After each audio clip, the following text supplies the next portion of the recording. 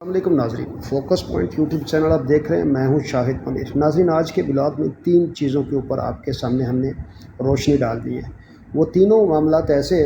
کہ ظاہراً بڑے سادے سے، لیکن اندرونی طور کے اوپر ان کے اندر ایک طوفان چھپا ہوا ہے۔ تو ہم جانیں گے ان سائڈ سٹوریز، ان ایشوز کے بارے میں۔ تو جڑے رہیے گا ہمارے آج کے بلاگ کے ساتھ، اور جن دوستوں نے ابھی تک ہمارا چینل سبسکرائب نہیں کیا، ہمارے چینل کو سبسکرائب کر لیں اور بیل آئیکن دبانا بالکل نہیں بھولیے گا۔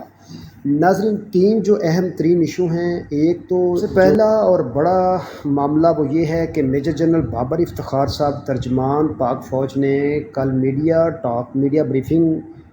میں یہ بتایا کہ کوئی سازش نہیں تھی، جو پچھلی جانے والی حکومت ہے کوئی ایسی سازش نہیں تھی، اور ایسی خبروں سے اجتناب کیا جائے جو حقیقت پر مبنی نہیں ہے۔ تو ناظرین، یہ ایک بڑا دعویٰ کیا میجر جنرل بابر افتخار صاحب نے، اور میڈیا کے اوپر یہ جلی حروف میں اور نمایاں طور کے اوپر اس کو پروجیکشن بھی ملی۔ ہم ناظرین ایک تو سب سے پہلے آپ کو اس کے بارے میں بتاتے چلیں کہ اس میں فیکٹ کیا ہے۔ فوکس پوائنٹ میں آج ہم اس کے اوپر پورا فوکس رکھیں گے کہ اس میں ٹروتھ کیا ہے، کیا جو میجر جنرل بابر افتخار صاحب فرما رہے ہیں ابھی کہ کوئی سازش نہیں ہوئی، اور اس کا ایک تجزیہ کر لیتے ہیں اور کڑیوں سے کڑیاں مختصراً آپ کو بڑے مختصر ٹائم میں ملا کے ہم آپ کو نتیجے تک لے جائیں گے۔ ناظرین، جب عمران خان صاحب کے خلاف، جو عمران خان صاحب کہتے ہیں سازش ہوئی، جو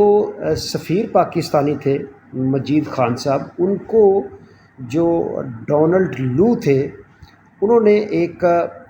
تھریٹ کیا وزیر اعظم عمران خان کے حوالے سے، اور وہ غیر سفارتی الفاظ استعمال کیے گئے اور اس میں دھمکیاں تھیں اسٹریٹ فارورڈ عمران خان صاحب کے لیے۔ یہ جو باتیں ہیں یہ کوئی عمران خان کی زبانی باتیں نہیں ہیں،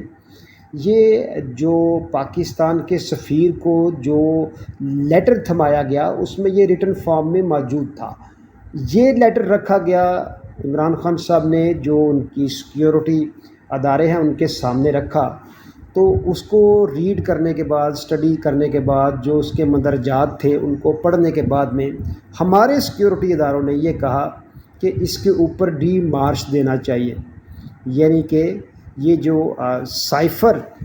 آیا ہے امریکہ کی طرف سے جو سفیر کے تھرو پاکستان کے، اس کے اوپر ڈی مارش، یہ ایک سفارتی جملہ ہے ڈی مارش، یعنی کہ اس کو انہوں نے کنڈیم کیا سفارتی زبان میں اور کہا کہ یہ پاکستان کے معاملات میں مداخلت ہے اور انٹرفیرنس ہے، یہ کہا ہمارے سیکیورٹی اداروں نے۔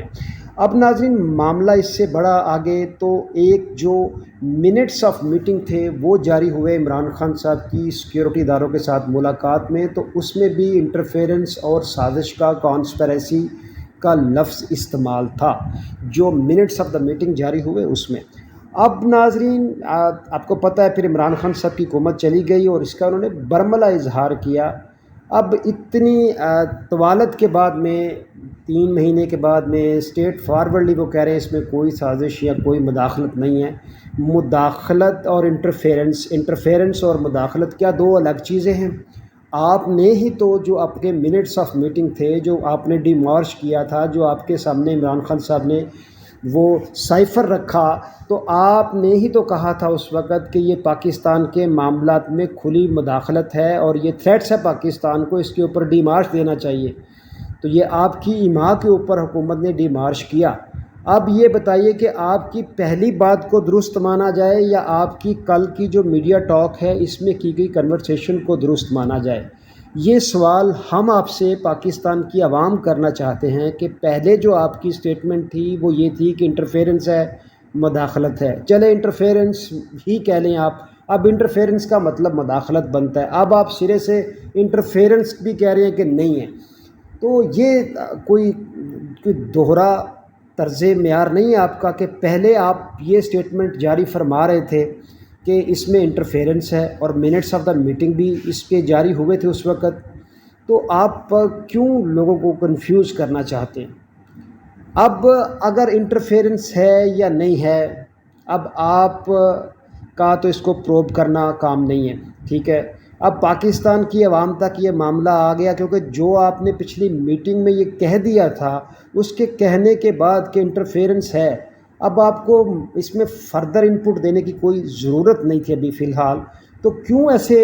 گمان سا ہوتا ہے کہ جیسے جو موجودہ حکومت ہے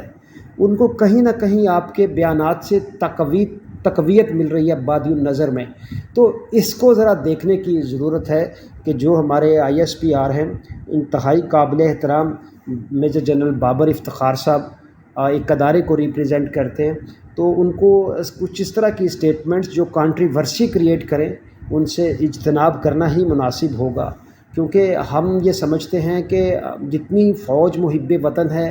اور ہم بھی جو پاکستان کی قوم ہے اتنی ہی محب وطن ہے، اور ہم بھی اپنی جان اپنے ملک مادر وطن کے لیے قربان کرنے کے لیے ہمہ وقت تیار ہوتے ہیں، اور ہمیں محبت ہے بے انتہا پاک فوج سے، ہمارے خون میں یہ محبت شامل ہے، ہمارے آباء و اجداد کا تعلق ہے فوج کے ساتھ۔ لیکن کچھ ایسی کانٹریورسیز کریٹ کرنا ابھی ان حالات میں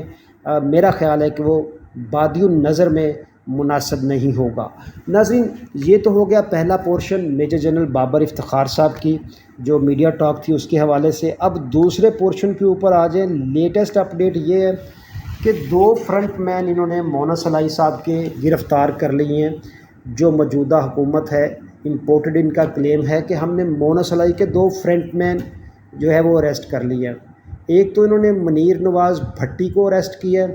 جو کہ یہ کلیم کر رہے ہیں کہ یہ ان کے فرنٹ مین ہیں، اور دوسرا مظہر اقبال۔ یہ 2 ان نام کی شخصیات ہیں جو میں نے آپ کے گوش گزار کیے بقول حکومت کے، ہم نے ان کو گرفتار کر لیا، اور یہ فرنٹ مین ہے 25 کروڑ روپے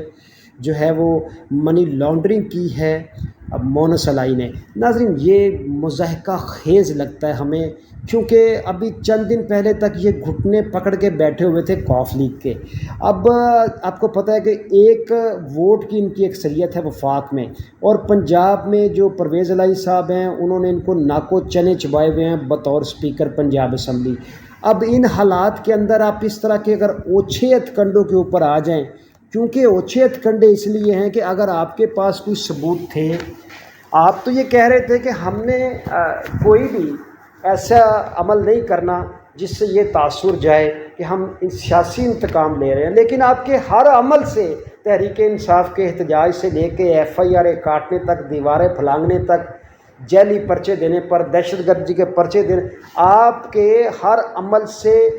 بہت ڈسگسٹنگ سمیل آ رہی ہے کہ آپ پولیٹیکلی وکٹمائزیشن کر رہے ہیں اور انتقام لے رہے ہیں۔ لیکن جتنا مقصر آپ کا اقتدار ہے اتنی آپ کی حرکات جو ہیں وہ غیر اخلاقی، غیر پارلیمانی اور غیر سیاسی ہیں۔ مونس علائی کا دوسری طرف یہ بیان آ گیا، انہوں نے کہا کہ جی میں آپ 2 چھوڑ کے 4 پرچے دیں، میں خود FIA کو پیش ہو رہا ہوں اور میں عمران خان کا ساتھ نہیں چھوڑوں گا۔ ساتھ میں یہ مونس علائی کا بڑا تگڑا بیان آیا۔ ناظرین، اس طرح کے حربے کے استعمال کر کے اگر آپ یہ سمجھتے ہیں کہ لوگوں کو آپ خائف کر سکتے ہیں تو یہ ان کی غلط فہمی ہے۔ آپ نے پچھلے دنوں میاں اسلم اقبال صاحب کا بھی بیان دیکھا اور سنا ہوگا کہ وہ بھی بہت زیادہ جذباتی تھے، اور لوگوں کو بہت زیادہ اس سے تکالیف ہوئی کہ جو انہوں نے طرز سیاست اپنایا ہے کہ لوگوں کی چادر اور چار دیواری کے تقدس کے پامال کرنے کا، گھروں میں جھانکنے کا، یہ کل کو ان کے اپنے تک آئے گا۔ ناظرین، جو تھرڈ آپشن ہے وہ یہ ہے کہ ابھی جو تھرڈ ہم نے جو اپنا موضوع ہے وہ آپ کے سامنے مختصراً رکھنا ہے، وہ یہ کہ تحریک انصاف کی جو اناؤنسمنٹ ہے ممبران کی، وہ 2 سیٹوں کے علاوہ انہوں نے کر دی ہے، اور ضمنی الیکشن 17 جولائی کو ہونے جا رہا ہے، اور اس میں متوقع طور کے اوپر جو موجودہ حکومت ہے ان کو عوام کو فیس کرنا پڑے گا، اور عوام ان سے لوٹوں سے بھی انتقام لے گی، اور یہ جو جنہوں نے آ کے پاکستان کے سارے نظام کو دھرم برم کیا ہے ان سے بھی احتساب ہوگا۔ ناظرین، تگڑے امیدوار تحریک انصاف نے میدان میں اتارے، جلد اس کے اوپر ولاگ لے کے آ رہے ہیں۔ سب سے پہلے شیخو پورہ کا حلقہ جو ہے مین سٹی کا، وہاں کے آپ کو اپڈیٹ دیں گے، اور اس کے ساتھ ساتھ راول پنڈی کا حلقہ PP7 کا، تو انشاءاللہ ڈیٹیل آپ کو اس کی جو موجودہ کرنٹ سچویشن ہے اس کے متعلق آپ کو آگاہی دیں گے۔ تو آپ نے اپنا خیال رکھنا ہے اور اپنے چینل کا بھی۔ انٹل نیکسٹ ویڈیو، اللہ حافظ۔